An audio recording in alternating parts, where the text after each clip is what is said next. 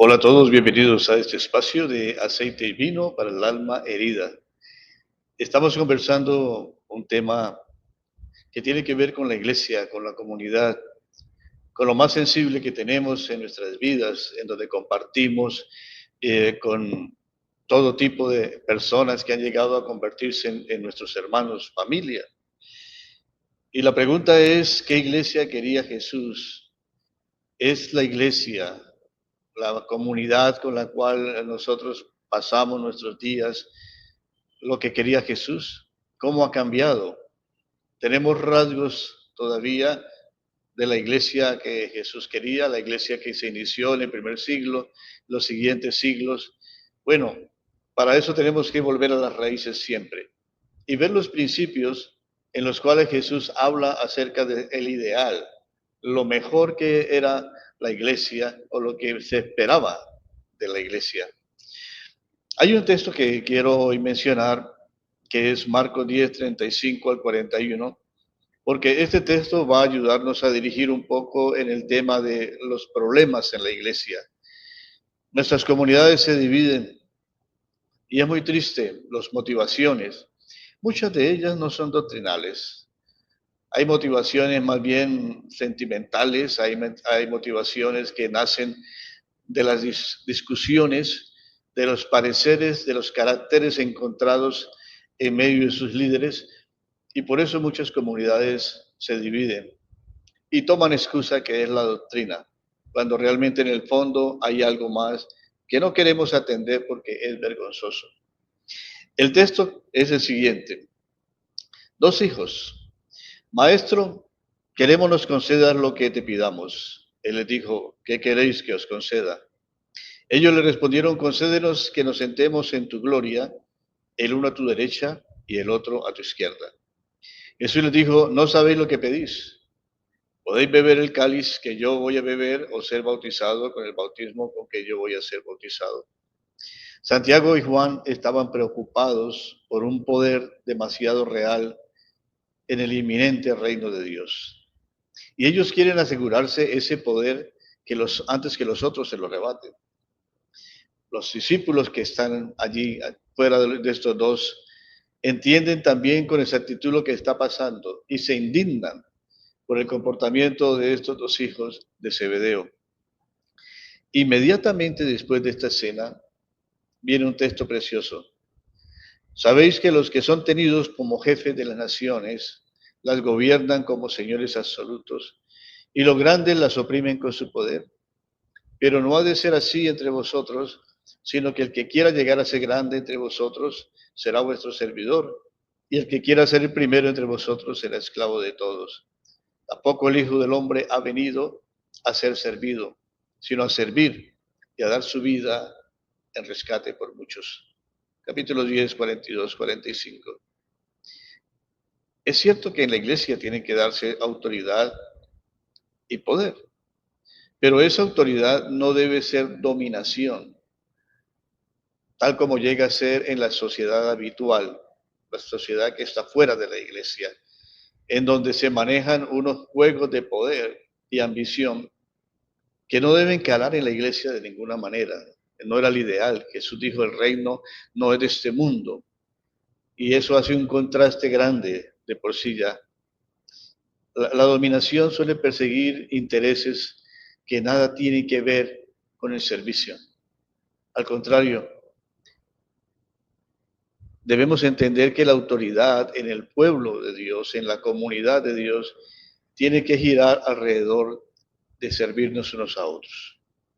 En la iglesia solo debe llegar a tener autoridad aquel que se desprende de sí mismo, de sus intereses y vive su existencia para los otros. Esa es una persona confiable, porque esa es la autoridad de Jesús. Es una autoridad que es una paradoja, yo sé, porque por un lado muestra indefensión, muestra vulnerabilidad, pero trae de cabeza todos los principios de dominación habituales a los que hemos venido acostumbrados antes de llegar a la comunidad. No podemos traer el mundo a la iglesia. La iglesia debe entrar al mundo para cambiarlo. Así que Es una lógica demoledora la de Jesús, en donde dice, el que quiere ser mayor tiene que servir. Y eso solo es posible dentro de la comunidad de Jesús. En la práctica, Jesús funda de una manera la no violencia, la renuncia a la dominación. Y esto tiene que ver con todos los ministerios y cargos que pudiera un creyente poseer. Pablo es la conciencia despierta de este mensaje a la iglesia primitiva. Pablo vive esto. Pablo es ante todo un proclamador del Evangelio, pero en esa proclamación alcanza al hombre no solo por la compasión de Dios, sino también lo alcanza por el servicio. Esa es la autoridad que proclama el Evangelio. Y en esa misma autoridad el apóstol da unas normas que son vinculantes para la vida del individuo, para la convivencia en las comunidades. Pablo tiene una plena conciencia de su autoridad de apóstol, una autoridad que le ha sido conferida por Cristo mismo. Y el ejercicio de esa autoridad no levanta sospechas de que Pablo tiene alguna especie o intención oculta de dominación sobre la comunidad. Más bien, Pablo muestra el ejemplo de Jesús de entregarse en el servicio.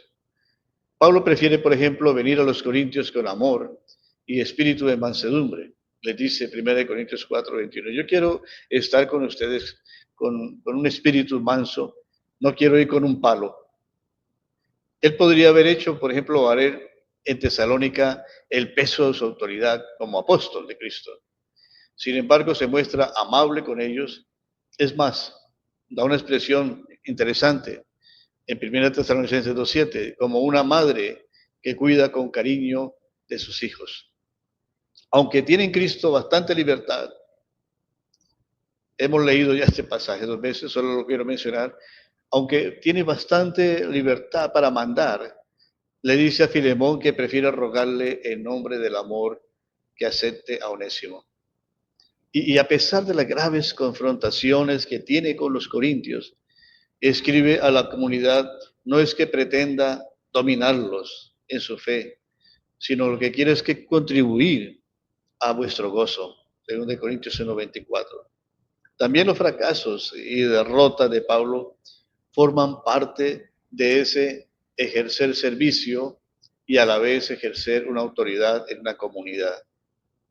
Los sufrimientos del apóstol nacen no solo de las persecuciones externas, él sufre constantemente la preocupación porque las comunidades sigan el ejemplo de Jesús, que sigan vivas, que sigan proclamando el reino de Dios.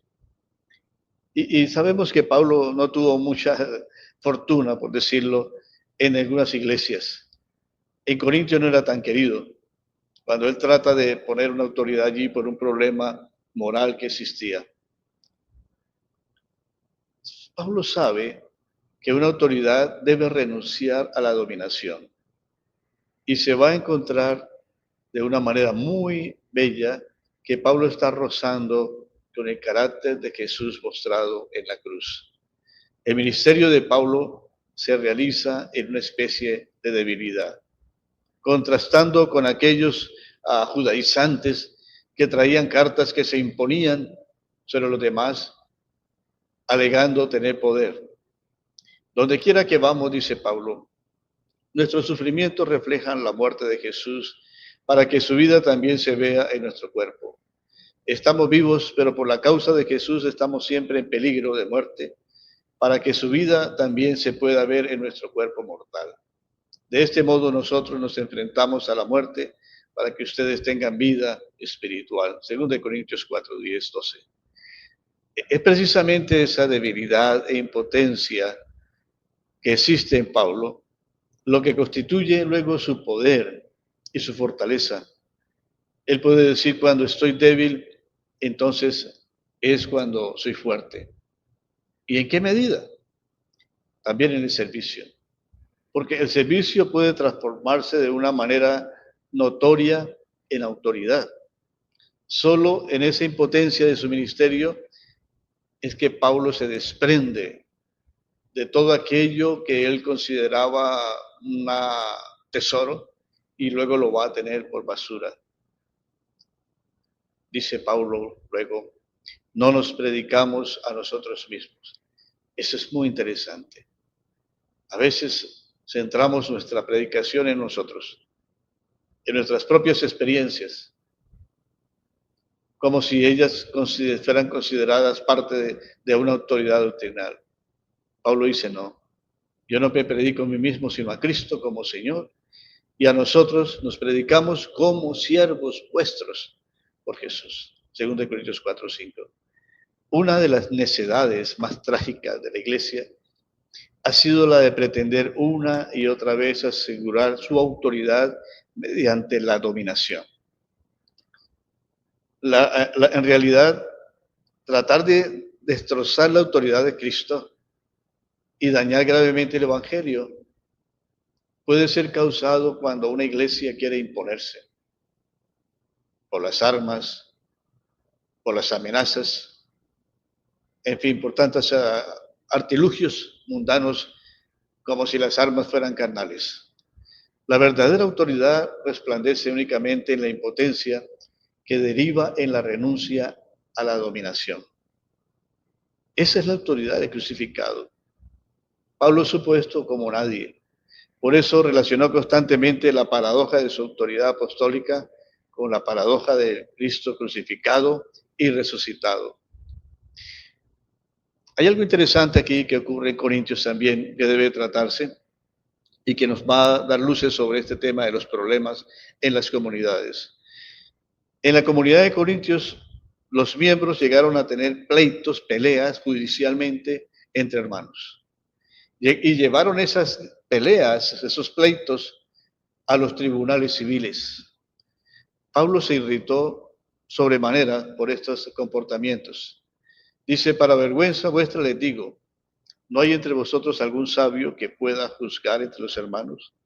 Sino que van a pleitear hermano contra hermano. Y eso ante los incrédulos. 1 Corintios 6:5. Así que por consiguiente, los cristianos no deben llevar sus peleas ante los tribunales paganos. Deben resolver sus diferencias dentro de la comunidad. Es lo primero que Pablo tiene que decir a los corintios en un caso como este. Pero luego adopta una postura más radical, invocando Pablo las palabras de Jesús que ahora están en otras palabras de Pablo. Dice, de hecho, los pleitos entre ustedes muestran que ya están derrotados. ¿No sería mejor que dejar que les hagan mal o que los roben? 1 Corintios 6:7. ¿Cómo así? Pablo está diciendo, ¿no sería mejor dejar que les hagan mal o que los roben? ¿Qué está citando Pablo? Pablo está citando el Espíritu de Jesús, que ya hemos conversado, poner la otra mejilla, caminar la otra milla, dejar la túnica y la cama. En este punto de la argumentación, lo que se abre paso es el Espíritu de Jesús. No debe existir peleas jurídicas alguna dentro del verdadero pueblo de Dios. Quien emprende esas luchas introduce las estructuras de la sociedad incrédula en el pueblo de Dios y oscurece el carácter de la iglesia como una sociedad que debería ser una sociedad de contraste, una comunidad que es sal y que es luz en la tierra. Allí donde actúa el Espíritu comienza a ser posible que la comunidad surja y que la comunidad de Cristo refleje el carácter y los pensamientos de Jesús. Es la única manera como podemos tener unidad en nuestras comunidades, cediendo, perdiendo, a veces dejar ganar al otro, o mejor, ganar al otro, que es mejor que ganar cualquier discusión. Soy Ricardo Martínez, les hablo de la ciudad de Bucaramanga. Gracias por entender este tema.